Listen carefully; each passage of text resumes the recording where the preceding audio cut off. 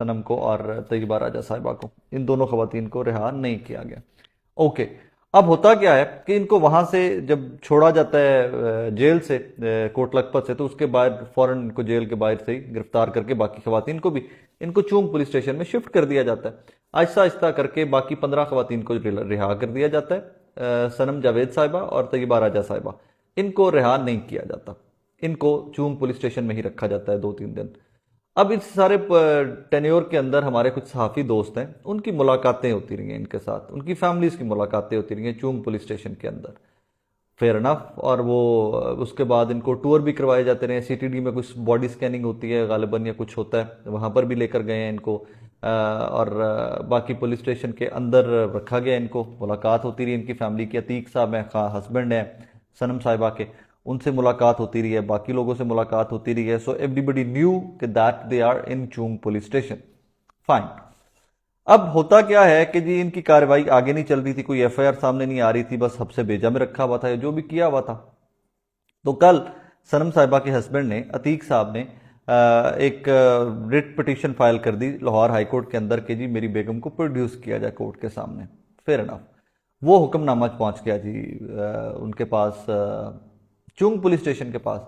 तो चूंग वालों ने कल जब उनके पास थी और जब ये हुक्मनामा उनके पास पहुंचा, तो उन्होंने, बताया ही जाता है कि उस टाइम के बाद उनको गायब कर दिया वहां से। गायब कैसे किया वो भी आपके सामने थोड़ी सी कार्रवाई रख देता हूँ कि जनाब एक गाड़ी वहां से निकली, प्रिजन वैन चूंग पुलिस स्टेशन से। तो सनम साहिबा के फैमिली के कुछ लोग वहां पर मौजूद थे, उन्होंने उस गाड़ी को फॉलो करना स्टार्ट कर दिया।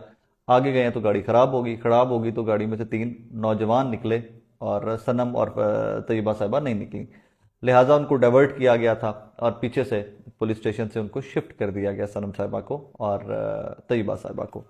अब आज की अदालती कार्रवाई पे मैं फास्ट फॉरवर्ड पे ले आता हूं आपको। आज जब अदालत में पेश होना था तो चूंग पुलिस स्टेशन के जो एसएचओ हैं वो पेश हुए और जस्टिस सरफराज डोगर साहब की अदालत में पेश हुए। और वहां पर जज साहब ने पूछा कि जी प्रोड्यूस करें इनको। दे सेड कि जी हमारे पास तो है ही नहीं, हम कहाँ से प्रोड्यूस कर दें, हमारे पास नहीं। उन्होंने ब्लेटेंटली ही लाइड, ब्लेटेंटली, कि हमारे पास नहीं है। हो सकता है इस हद तक बात ठीक भी हो कि हमारे पास अब नहीं है, लेकिन ये नहीं बताया कि हमारे पास थी और अब नहीं है। जस्टिस साहब ने कहा जी कि आप हमें रिटर्न दें, एफिडेविट दें कि आपके पास नहीं। उन्होंने एफिडेविट का भी बंदोबस्त करना स्टार्ट कर दिया दैट टाइम। अब इन खवातीन के तरफ से, इनके शोहर की तरफ से बैरिस्टर हारिस साहब हैं, नौजवान वकील हैं, वो पेश हुए थे लाहौर हाई कोर्ट में। ओके, तो जब ये सारी कार्रवाई चल रही थी तो बैरिस्टर हारिस साहब और जो एसएचओ चूंग हैं उनकी कोई तल्ख कलामी हुई है जस्टिस डोगर साहब की अदालत के अंदर, जिसको डोगर साहब ने बड़ा माइंड किया। और ये माइंड खैर करना बनता भी है उसमें आके कि आप एक ऑनरेबल जज के सामने कोर्ट्स के अंदर होते हुए आप आपस में कैसे झगड़ सकते हो एंड एवरीथिंग।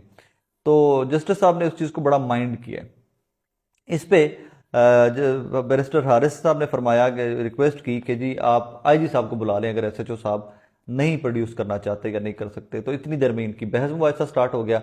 जस्टिस डोगर ने बड़ा माइंड किया, उन्होंने फाइल उठा के फेंकी। उन्होंने कहा भाईजान ₹1,00,000 पहले तो आप मेरी अदालत में बदतमीजी का जुर्माना देना। आप लोग, हारिस साहब को कहा ₹1,00,000 पहले आप जुर्माना जमा कराएं, उस तो बाद अगे वेखांगे, चलें को केस इज डिसमिस्ड, आप मेरी अदालत में आके बदतमीजी कर कैसे सकते हैं एंड एवरीथिंग। सो ये करंट स्नैरियो है राइट नाउ सनम जावेद और तैयबा राजा का।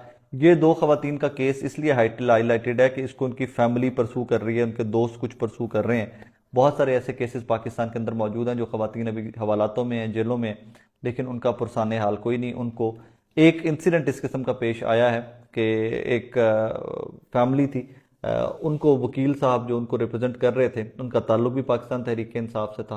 तो वो वकील साहब पेश नहीं हुए, तो कहीं पर फैमिली ने उनको अप्रोच किया कि भाईजान हमारा तो केस लगा हुआ था। उन्होंने कहा जी मैं क्या पेश होता, मैंने तो आप फड़दे फिर रहे हैं पुलिस वाले, सो मैं कितों पेश होंदा तुहाडे केस विच। सो इस तरह का क्रैकडाउन या इस तरह की गिरफ्त जारी है इस टाइम पे पाकिस्तान तहरीक इंसाफ के वर्कर्स और लीडरान के ऊपर। अब मैं थोड़ा सा एक और आपको हवाल बता दूं कि हमारे नियो टेलीविजन और लाहौर रंग के एक कैमरामैन है, जवान आदमी है, ये मेरे सामने अभी नाम आ जाता है उनका, ये शेख सलमान साहब है। He is a very young cat. तो ये मुझे परसों, कल या परसों मुझे लाहौर हाई कोर्ट में भी मिले हैं, उस टाइम पर भी अपना काम वहाँ पर कर रहे थे। इनको कल रात को पुलिस ने उठा लिया है कि जी ये 9 मई को जना उसमें अपना काम कर रहे थे, कैमरा मैन है, he would be making footages and all that. So पता नहीं इनका वो जो है, मुझे बताया जा रहा है कि नादरा के रिकॉर्ड में कि मैच किसी और फोटो के साथ भी कर सकता है या इस तरह का कुछ हुआ है।